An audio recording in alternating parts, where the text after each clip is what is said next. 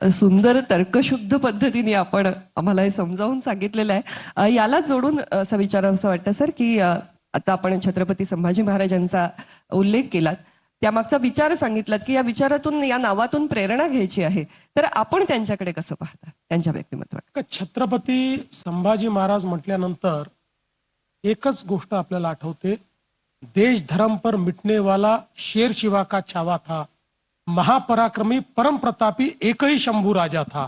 अशा पद्धतीनं त्यांचं वर्णन केलेलं आहे. आणि इतिहासाने छत्रपती संभाजी राजांवर खूप अन्याय केला, कारण तो इतिहास मुघलांनी लिहिला, तो भारतीयांनी लिहिला नाही. आणि त्यामुळे प्रचंड वीर 9 वर्ष सातत्याने छत्रपती संभाजी राजे हे औरंगजेबाशी आणि मुघलांशी लढत राहिले. एकही लढाई कधी हारले नाही. प्रचंड प्रतिभावान, 11 भाषांचं त्यांना ज्ञान होतं. त्यांनी लिहिलेली नाटकं, त्यांनी लिहिलेलं वाङ्मय हे कुठल्याही मोठ्या कवीला किंवा एखाद्या साहित्य क्षेत्रातल्या साहित्यिकाला लाजवेल अशा प्रकारचं साहित्य त्यांनी निर्माण केलं होतं. संस्कृतचं त्यांचं पांडित्य हे वेगळ्या प्रकारचं होतं.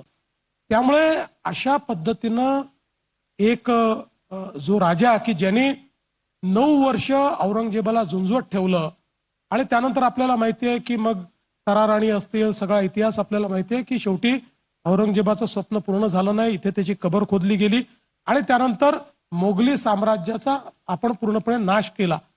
तर मला असं वाटतं की याच्यामध्ये छत्रपती शिवाजी महाराजांनंतर सर्वात जास्त जर कोणी या स्वराज्याची ज्योत पेटवली असेल तर ते छत्रपती संभाजीराजे होते.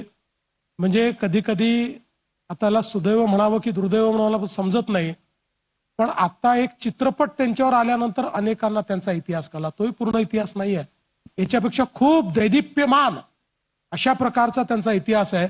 आणि तो इतिहास निश्चितपणे शेवटच्या माणसापर्यंत पोहोचलाच पाहिजे.